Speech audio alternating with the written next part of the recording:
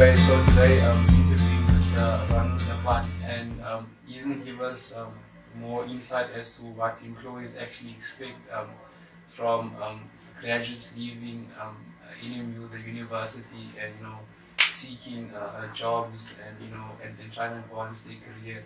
Any advice you would like to give, please feel free to give, and just inform us as to what the employer actually like.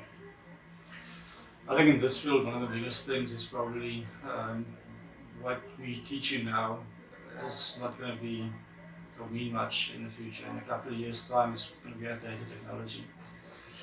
So I would say they're looking for an eagerness to learn, and that you know how to find whatever new information is necessary. Just as you train yourself on the job. We prepare you for that kind of thing, or we're supposed to prepare you for that, to become lifelong learners. And I think that's probably the best skill that you can walk away with.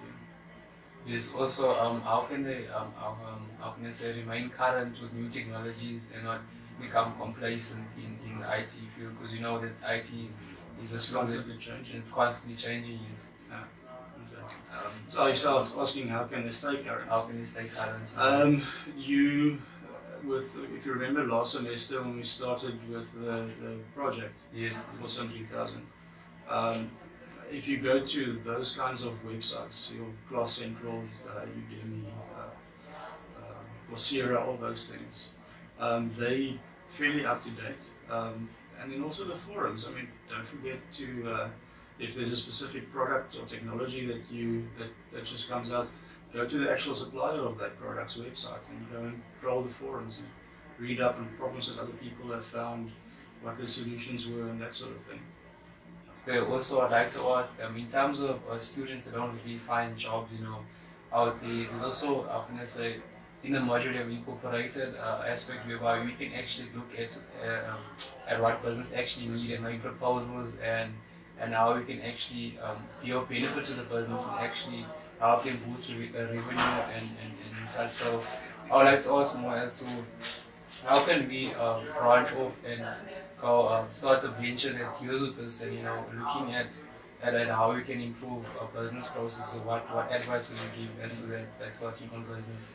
There's what they call the incubator, ICT incubator in PE. In fact, there are two that I know of. There's a propeller on the corner there of South End, just next to the fire brigade. That's it. If you have any business, a seed of a business idea, you can contact them. And specifically for this field, the ICT incubator in Newton Park, they actually take in graduates and they host you for a couple of months. Yes. I think it's for a fee. I'm not exactly sure their pricing model and so on. But then they would give you the kind of guidance to take that idea and to actually develop business plans and that sort of thing. So that once you leave there, you can take that plan and can go into a business. Also, how long have you been here working as a lecturer at NMU? Well, I started at UPE in 2000 as a lecturer. Contract for a while. In 2005, when the merger happened, I became permanent. And then I think 2 years later, 2007, there was at that point two from the School of ICT had to go to computer science, and two from computer science had to come this side. And they asked for volunteers, and I was eager for the challenge, and I said, okay, let's see. What are some of the challenges you have faced in IT? In IT or in IT? In IT. I think I came straight from being a student into lecturing. There was no some of the lecturers would have gone to private practice first, and then seen sort of the real life and how the things that you were taught here, they always take shortcuts out in business. Yes. So that kind of stuff I missed. But to get back to that, or to overcome that now, I really go and talk to the ICT people downstairs, and in doing so, I become up to date with the kind of tricks and tips and things that they do, and I try to incorporate that into my lecture as well. And how was the transition process from being a student to being a lecturer now? It's kind of intimidating if you become a colleague of your lecturers. Yes.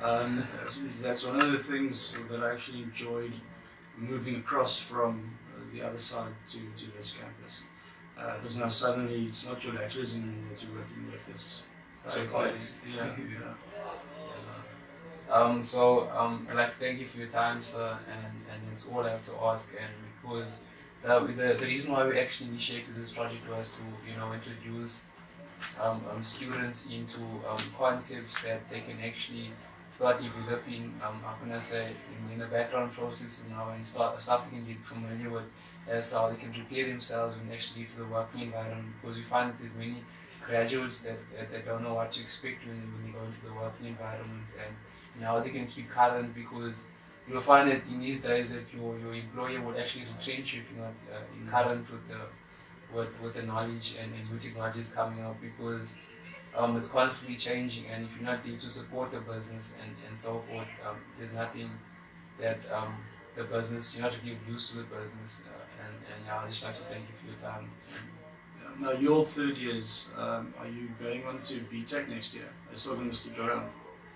Because if you are, then I would suggest it's now a good opportunity to take your December holidays and your June, Julys and just approach some IT company just to shadow them.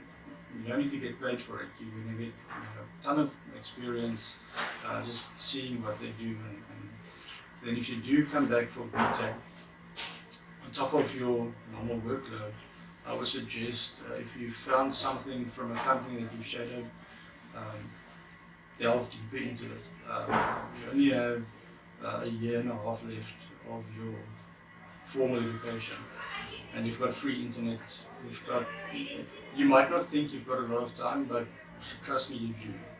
I tend to see going into the labs, time management is quite an issue. That's quite a problem, because you tend to waste a lot of time going on YouTube and watching just random things. That's not going to benefit your career at all. So if you just make that switch from almost postponing your orientation of sorts, and use that time instead to learn as much as you can, make use of that. Otherwise, it's going to come too late. And then once you're in a job, your boss might not be as keen and might not be able to give you as much free time as you have now to study that sort of thing. So don't waste the opportunity. Thanks so much, sir. That's the end of the interview.